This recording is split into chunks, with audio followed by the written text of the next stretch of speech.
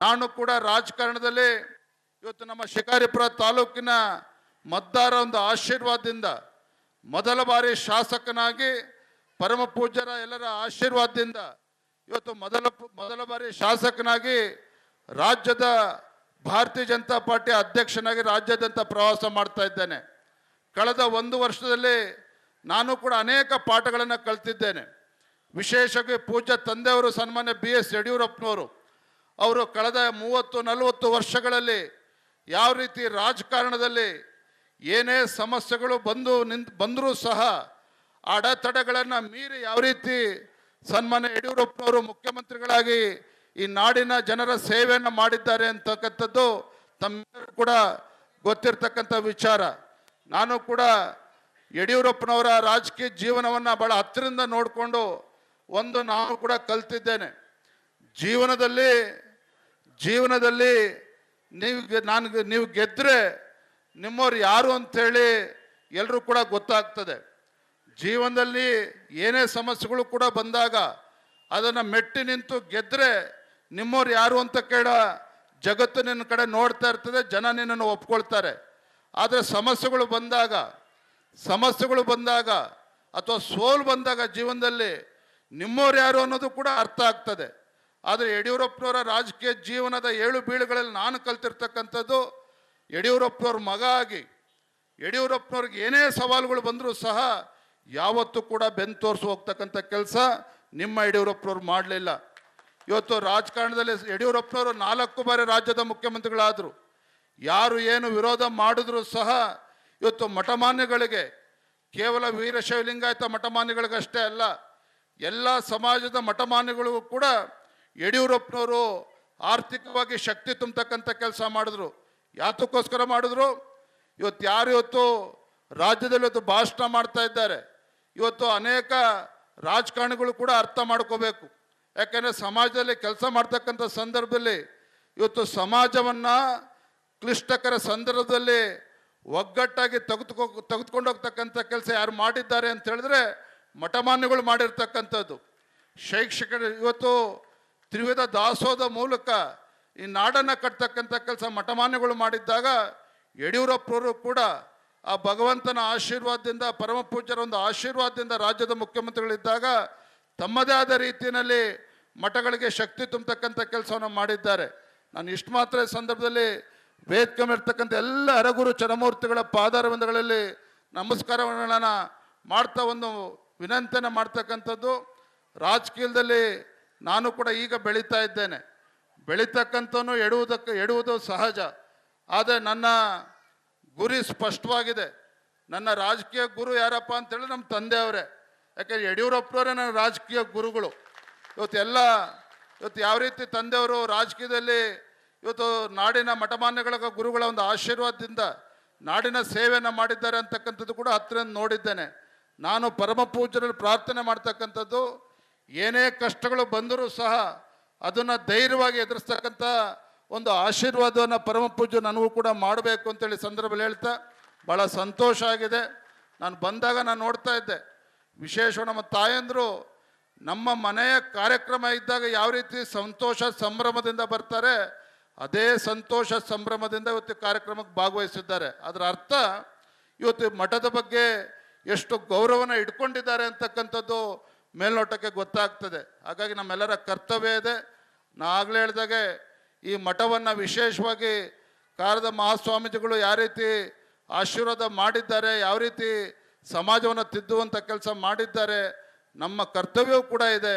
ಈ ಮಠಕ್ಕೆ ಶಕ್ತಿಯನ್ನು ತುಂಬತಕ್ಕಂಥ ಕೆಲಸ ನನ್ನನ್ನು ಸೇರಿ ವೇದಿಕೆ ಮೇಲಿರ್ತಕ್ಕಂಥ ಮುಖಂಡರು, ಎಲ್ಲ ಭಕ್ತರು, ನಾವೆಲ್ಲರೂ ಸೇರಿ ಮಾಡೋಣ ಅಂತಕ್ಕಂಥ ಮಾತನ್ನು ಹೇಳ್ತಾ, ಈ ಒಂದು ವಿಶೇಷವಾಗಿರ್ತಕ್ಕಂಥ ಸಂದರ್ಭದಲ್ಲಿ ನನ್ನನ್ನು ಕೂಡ ಬರಲೇಬೇಕು ಅಂತೇಳಿ ಪರಮ ಪೂಜ್ಯರು ನನ್ನನ್ನು ಬರಲೇಬೇಕು ಅಂತ ಹೇಳಿದಂಥ ಸಂದರ್ಭದಲ್ಲಿ ನನ್ನ ಕರ್ತವ್ಯ ಇವತ್ತು ನಾನು ಬರಲೇಬೇಕು ಅಂತೇಳಿ ನೆನ್ನೆ ದಿನ ಬರಬೇಕಾಗಿತ್ತು.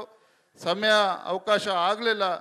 ಆದರೂ ಕೂಡ ಇವತ್ತು ಬಂದು ಆ ಗದ್ದಿಗೆಗೆ ಪೂಜೆಯನ್ನು ಸಲ್ಲಿಸಿ ಪರಮ ಪೂಜ್ಯರ ಎಲ್ಲರ ಒಂದು ಆಶೀರ್ವಾದ ಪಡೆದುಕೊಂಡು ಹೋಗ್ತಾ ಇದ್ದೇನೆ. ನನ್ನ ಸೌಭಾಗ್ಯ ಅಂತೇಳಿ ಸಂದರ್ಭದಲ್ಲಿ ಹೇಳ್ತಾ ವೇದಿಕೆ ಮೇಲಿರ್ತಕ್ಕಂಥ ಎಲ್ಲ ಪರಮ ಪೂಜ್ಯರಿಗೆ ಮತ್ತೊಮ್ಮೆ ವಂದಿಸಿ, ವೇದಿಕೆ ಮೇಲಿರ್ತಕ್ಕಂಥ ಎಲ್ಲ ಸದ್ಭಕ್ತರಿಗೆ ವಂದಿಸಿ ನನ್ನ ಮಾತನ್ನು ಮುಗಿಸ್ತಾ ಇದ್ದೇನೆ. ನಮಸ್ಕಾರ, ವಂದನೆಗಳು. ನಾನು ಕೂಡ ರಾಜಕಾರಣದಲ್ಲಿ ಇವತ್ತು ನಮ್ಮ ಶಿಕಾರಿಪುರ ತಾಲೂಕಿನ ಮತದಾರ ಒಂದು ಆಶೀರ್ವಾದದಿಂದ ಮೊದಲ ಬಾರಿ ಶಾಸಕನಾಗಿ ಪರಮ ಪೂಜ್ಯರ ಎಲ್ಲರ ಆಶೀರ್ವಾದದಿಂದ ಇವತ್ತು ಮೊದಲ ಬಾರಿ ಶಾಸಕನಾಗಿ ರಾಜ್ಯದ ಭಾರತೀಯ ಜನತಾ ಪಾರ್ಟಿ ಅಧ್ಯಕ್ಷನಾಗಿ ರಾಜ್ಯಾದ್ಯಂತ ಪ್ರವಾಸ ಮಾಡ್ತಾ ಇದ್ದೇನೆ. ಕಳೆದ 1 ವರ್ಷದಲ್ಲಿ ನಾನು ಕೂಡ ಅನೇಕ ಪಾಠಗಳನ್ನು ಕಲಿತಿದ್ದೇನೆ. ವಿಶೇಷವಾಗಿ ಪೂಜ್ಯ ತಂದೆಯವರು ಸನ್ಮಾನ್ಯ BS ಯಡಿಯೂರಪ್ಪನವರು ಅವರು ಕಳೆದ 30-40 ವರ್ಷಗಳಲ್ಲಿ ಯಾವ ರೀತಿ ರಾಜಕಾರಣದಲ್ಲಿ ಏನೇ ಸಮಸ್ಯೆಗಳು ಬಂದರೂ ಸಹ ಅಡೆತಡೆಗಳನ್ನು ಮೀರಿ ಯಾವ ರೀತಿ ಸನ್ಮಾನ್ಯ ಯಡಿಯೂರಪ್ಪನವರು ಮುಖ್ಯಮಂತ್ರಿಗಳಾಗಿ ಈ ನಾಡಿನ ಜನರ ಸೇವೆಯನ್ನು ಮಾಡಿದ್ದಾರೆ ಅಂತಕ್ಕಂಥದ್ದು ತಮ್ಮೆಲ್ಲರೂ ಕೂಡ ಗೊತ್ತಿರ್ತಕ್ಕಂಥ ವಿಚಾರ. ನಾನು ಕೂಡ ಯಡಿಯೂರಪ್ಪನವರ ರಾಜಕೀಯ ಜೀವನವನ್ನು ಬಹಳ ಹತ್ತಿರದಿಂದ ನೋಡಿಕೊಂಡು ನಾನು ಕೂಡ ಕಲ್ತಿದ್ದೇನೆ. ಜೀವನದಲ್ಲಿ ನೀವು ಗೆದ್ದರೆ ನಿಮ್ಮವ್ರು ಯಾರು ಅಂಥೇಳಿ ಎಲ್ಲರೂ ಕೂಡ ಗೊತ್ತಾಗ್ತದೆ. ಜೀವನದಲ್ಲಿ ಏನೇ ಸಮಸ್ಯೆಗಳು ಕೂಡ ಬಂದಾಗ ಅದನ್ನು ಮೆಟ್ಟಿ ನಿಂತು ಗೆದ್ದರೆ ನಿಮ್ಮವ್ರು ಯಾರು ಅಂತ ಕೇಳ ಜಗತ್ತು ನಿನ್ನ ಕಡೆ ನೋಡ್ತಾ ಇರ್ತದೆ, ಜನ ನಿನ್ನನ್ನು ಒಪ್ಕೊಳ್ತಾರೆ. ಆದರೆ ಸಮಸ್ಯೆಗಳು ಬಂದಾಗ ಅಥವಾ ಸೋಲು ಬಂದಾಗ ಜೀವನದಲ್ಲಿ ನಿಮ್ಮವ್ರು ಯಾರು ಅನ್ನೋದು ಕೂಡ ಅರ್ಥ ಆಗ್ತದೆ. ಆದರೆ ಯಡಿಯೂರಪ್ಪನವರ ರಾಜಕೀಯ ಜೀವನದ 7 ಬೀಳುಗಳಲ್ಲಿ ನಾನು ಕಲ್ತಿರ್ತಕ್ಕಂಥದ್ದು, ಯಡಿಯೂರಪ್ಪನವ್ರ ಮಗ ಆಗಿ ಯಡಿಯೂರಪ್ಪನವ್ರಿಗೆ ಏನೇ ಸವಾಲುಗಳು ಬಂದರೂ ಸಹ ಯಾವತ್ತೂ ಕೂಡ ಬೆನ್ನು ತೋರಿಸಿ ಹೋಗ್ತಕ್ಕಂಥ ಕೆಲಸ ನಿಮ್ಮ ಯಡಿಯೂರಪ್ಪನವ್ರು ಮಾಡಲಿಲ್ಲ. ಇವತ್ತು ರಾಜಕಾರಣದಲ್ಲಿ ಯಡಿಯೂರಪ್ಪನವರು 4 ಬಾರಿ ರಾಜ್ಯದ ಮುಖ್ಯಮಂತ್ರಿಗಳಾದರು.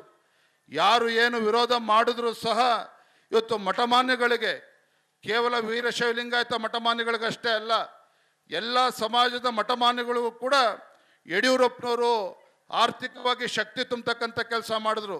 ಯಾತಕ್ಕೋಸ್ಕರ ಮಾಡಿದ್ರು? ಇವತ್ತು ರಾಜ್ಯದಲ್ಲಿ ಭಾಷಣ ಮಾಡ್ತಾ ಇದ್ದಾರೆ. ಇವತ್ತು ಅನೇಕ ರಾಜಕಾರಣಿಗಳು ಕೂಡ ಅರ್ಥ ಮಾಡ್ಕೋಬೇಕು. ಯಾಕೆಂದರೆ ಸಮಾಜದಲ್ಲಿ ಕೆಲಸ ಮಾಡ್ತಕ್ಕಂಥ ಸಂದರ್ಭದಲ್ಲಿ ಇವತ್ತು ಸಮಾಜವನ್ನು ಕ್ಲಿಷ್ಟಕರ ಸಂದರ್ಭದಲ್ಲಿ ಒಗ್ಗಟ್ಟಾಗಿ ತೆಗೆದುಕೊಂಡು ಹೋಗ್ತಕ್ಕಂಥ ಕೆಲಸ ಯಾರು ಮಾಡಿದ್ದಾರೆ ಅಂತ ಹೇಳಿದ್ರೆ ಮಠಮಾನ್ಯಗಳು ಮಾಡಿರ್ತಕ್ಕಂಥದ್ದು. ಶೈಕ್ಷಣಿಕ ಇವತ್ತು ತ್ರಿವಿಧ ದಾಸೋಹದ ಮೂಲಕ ಈ ನಾಡನ್ನು ಕಟ್ತಕ್ಕಂಥ ಕೆಲಸ ಮಠಮಾನ್ಯಗಳು ಮಾಡಿದ್ದಾಗ ಯಡಿಯೂರಪ್ಪನವರು ಕೂಡ ಆ ಭಗವಂತನ ಆಶೀರ್ವಾದದಿಂದ, ಪರಮ ಪೂಜ್ಯರ ಒಂದು ಆಶೀರ್ವಾದದಿಂದ ರಾಜ್ಯದ ಮುಖ್ಯಮಂತ್ರಿಗಳಿದ್ದಾಗ ತಮ್ಮದೇ ಆದ ರೀತಿಯಲ್ಲಿ ಮಠಗಳಿಗೆ ಶಕ್ತಿ ತುಂಬತಕ್ಕಂಥ ಕೆಲಸವನ್ನು ಮಾಡಿದ್ದಾರೆ. ನಾನು ಇಷ್ಟು ಮಾತ್ರ ಈ ಸಂದರ್ಭದಲ್ಲಿ ವೇದಿಕೆ ಮೇಲಿರ್ತಕ್ಕಂಥ ಎಲ್ಲ ಅರಗುರು ಚರಮೂರ್ತಿಗಳ ಪಾದಾರವಿಂದಗಳಲ್ಲಿ ನಮಸ್ಕಾರಗಳನ್ನು ಮಾಡ್ತಾ ಒಂದು ವಿನಂತಿಯನ್ನು ಮಾಡ್ತಕ್ಕಂಥದ್ದು. ರಾಜಕೀಯದಲ್ಲಿ ನಾನು ಕೂಡ ಈಗ ಬೆಳೀತಾ ಇದ್ದೇನೆ. ಬೆಳೀತಕ್ಕಂಥವನು ಎಡುವುದು ಸಹಜ. ಆದರೆ ನನ್ನ ಗುರಿ ಸ್ಪಷ್ಟವಾಗಿದೆ.